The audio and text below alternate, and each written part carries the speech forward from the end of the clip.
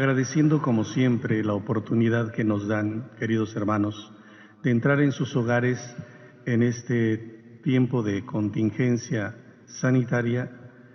Hemos retomado ya en lectura continuada el libro de los Hechos de los Apóstoles como primera lectura, y esto con la finalidad de ayudarnos a comprender qué pasó después de la resurrección de Jesús. Resurrección que no fue fácil de asimilar para sus discípulos, incluso para algunas mujeres. Y hoy vemos cómo María Magdalena, una de las mujeres que se había puesto al servicio de Jesús, con su corazón lleno de dudas, porque en primer lugar ella no sabía del misterio de la resurrección. Por lo menos a los apóstoles en 2 ocasiones, nos dicen los evangelistas, Jesús les había dicho que habría de ser entregado a los judíos, quienes después de flagelarlo le darían muerte, pero que al tercer día resucitaría. Ellos se preguntaban qué querría decir eso de resucitar de entre los muertos, pero ninguno de ellos se atrevía a preguntarle al maestro qué querría decir con resucitar. Por eso ellas no les cabía en la cabeza, en primer lugar, que no encontraran el cuerpo, y en segundo lugar, que nadie les diera información al respecto. Por eso cuando se encuentran a estos ángeles de Dios, les pregunta o le preguntan a ella que a quién andan buscando, por qué están llorando. Y todavía ella, dirigiéndose de manera muy compungida, les dice, creyendo que eran los jardineros, si ustedes se lo llevaron, díganme dónde lo han puesto. Sin embargo, en ese instante, dice el evangelista Juan, Jesús se presenta atrás de ella y ella, volteando, creyendo que era otro trabajador, vuelve a hacerle la misma pregunta.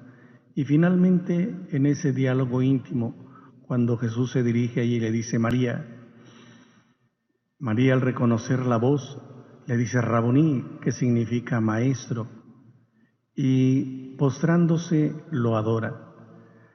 A María Magdalena en ese momento se le quitan todas las dudas, desaparece el miedo y entonces se lleva la consigna del Señor, ve y dile a mis hermanos que no tengan miedo, que todavía estaré con ellos, que voy a subir a mi Padre, que es su Padre, y a su Dios, que es mi Dios. Por lo tanto, María se encaminó presurosa para llevar esta buena nueva de Jesús. Él, después de ser crucificado, después de morir en la cruz, finalmente se levanta victorioso y desea él encontrarse con sus discípulos. Discípulos a quienes se encuentra todavía incrédulos, como lo vamos a seguir escuchando más en los días subsiguientes. Discípulos que todavía no les cabe en la cabeza el acontecimiento de la resurrección de su Maestro, a pesar de que ya Él se los había anunciado. Una vez que los apóstoles toman conciencia de este magno acontecimiento, pues esto se va a convertir en el primer querigma, en el primer anuncio para ellos. La salvación viene por Jesucristo. La salvación llegó a nosotros por la resurrección del Maestro. La salvación está obrada en el mundo por el misterio pascual de Jesús. Por lo tanto, todo buen cristiano católico debe profesar esta gran verdad, esta gran noticia que los evangelistas de manera puntual nos comunican. De aquí la invitación a que tomen sus evangelios, vayan a su Sagrada Escritura y lean los sinópticos, donde encontraremos semejanzas sobre la narración del misterio pascual de Cristo, del misterio de su pasión, muerte y gloriosa resurrección. Pero Juan lo platica de una manera todavía un poquito más vivaz, más dialogada, pero es el mismo acontecimiento. Y si queremos ya empezarnos a meter en lo que es la vida de la Iglesia, en las primeras comunidades, pues estamos iniciando el libro de los Hechos de los Apóstoles. Y los primeros testigos de esta predicación son los apóstoles, y de ellos Pedro. Pedro es el que toma siempre la delantera, la iniciativa, para comenzar a hablarle a sus hermanos de que el acontecimiento de la resurrección no fue una fábula, no fue un cuento, no fue una leyenda, no, fue un acontecimiento histórico que se suscitó en la ciudad santa de Jerusalén y que a partir de ahí comenzó a ser como una luz que irradia al mundo, y que nosotros cada año en estos tiempos siempre lo recordamos con fe, con la finalidad de que desaparezca de nosotros todo miedo, todo temor, toda duda, toda incertidumbre, no solamente del acontecimiento de la resurrección, sino también y sobre todo de los acontecimientos por muy difíciles que estemos viviendo en nuestra vida diaria.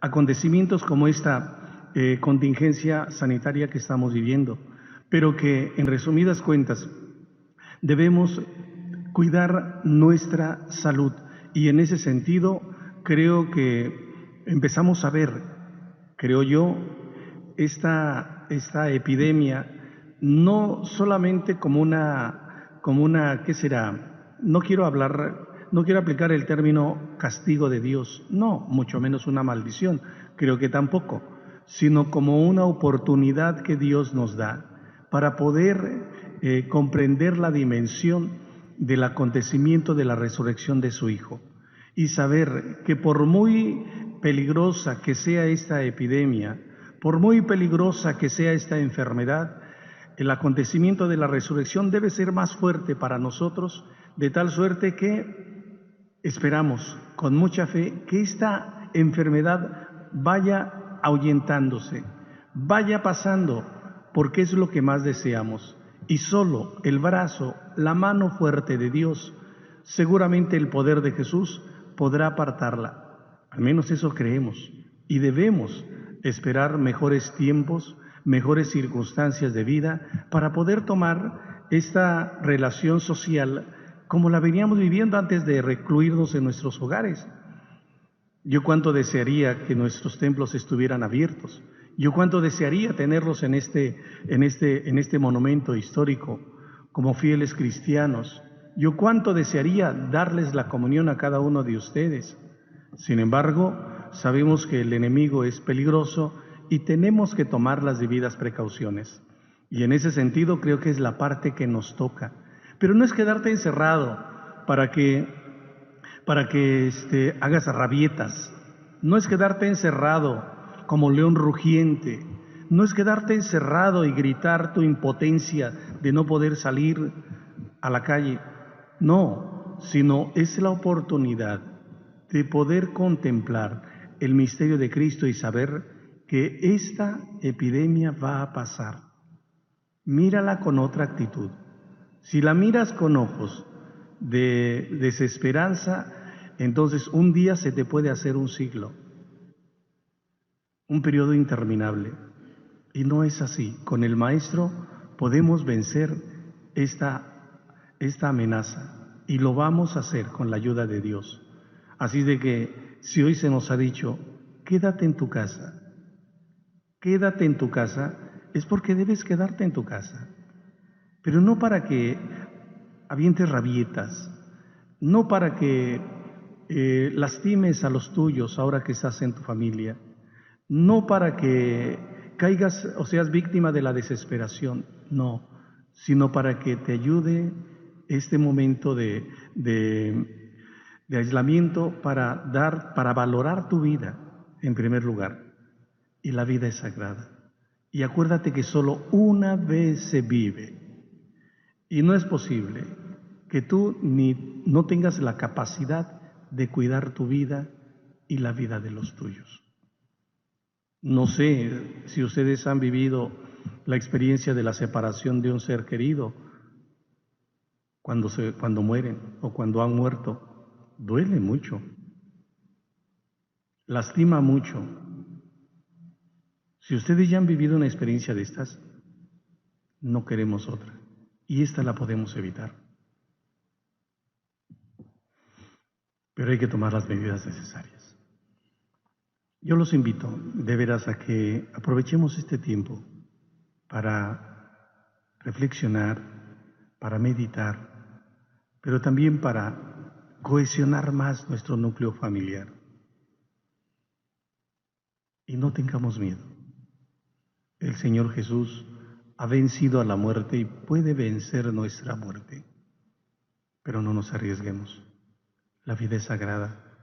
Y si podemos liberar esta epidemia, es porque Dios desea que lo sigamos alabando desde este mundo, desde esta tierra, desde esta casa común en la cual convivimos. Es triste ver las calles vacías, pero en este momento es necesario. Y yo exhorto, si no tienes algo indispensable que hacer fuera de tu casa, quédate en ella. Y cuida a tus seres queridos, particularmente a las personas adultas, a las personas mayores. Porque ellos son nuestra biblioteca andando. Ellos están dotados de una sabiduría tremenda que debemos aprovechar y que no quisiéramos que esa biblioteca se cerrara. Por eso de aquí la conveniencia de cuidarlos, a nuestros abuelos. Ustedes que los tienen, pues yo ya no tengo. Pero cuando convivo con algún abuelito, alguna abuelita, agradezco a Dios la oportunidad que me da, el aprender a veces algunas expresiones muy cortas, pero llenas de una profunda sabiduría. Y tengámosle mucha paciencia, porque también ellos entran en un proceso de degeneración en todos los niveles. Pero qué lindos son cuando le encontramos el modo de cómo relacionarnos con ellos, de cómo convivir con ellos, de cómo exprimirlos en esa sabiduría que todavía los asiste. Ayudemos a nuestros adultos mayores. Si tienes uno ahí, salúdalo. Platica con él. No le tengas miedo. Después de todo, Él es nuestro maestro mayor de la vida. Él es nuestra biblioteca caminando. Y no quisiéramos que esa biblioteca se cerrara pronto. Ahí se los encargo. Que Dios nos ayude y que la Virgen María, Madre de Jesucristo, interceda por nosotros y por todos los que están padeciendo esta terrible enfermedad. Aliento y reconozco la labor de todo el personal médico que está atendiendo esta emergencia y los exhorto también a que cuiden su vida. Asimismo también exhorto a nuestras autoridades civiles para que doten del material médico necesario a todos los hospitales y clínicas del país para que el trabajo de este personal sanitario sea eficiente y no se exponga ni se arriesgue su vida. Y que el Dios de la salud nos asista siempre. Así sea.